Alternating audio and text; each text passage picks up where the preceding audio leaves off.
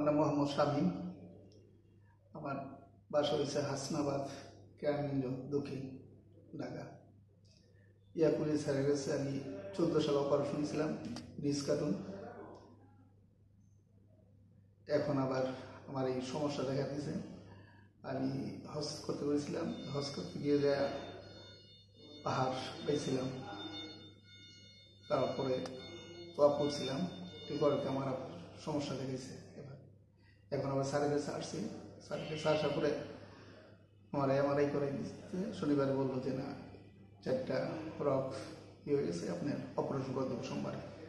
সোমবারে আসছি, আসার পর সোমবারে 2টা অপারেশন, একটা 2টা, তারপর আবার করেছে বুধবার অপারেশন করেছিল। এখন আবার 6 দিন রাখছিল অপারেশন করবো। আজকে 10 দিন 11 দিন আমার রিলিজ দিয়েছে ছুটি। এখন ইনশাল্লাহ আমি আছি মোটামুটি সুস্থ।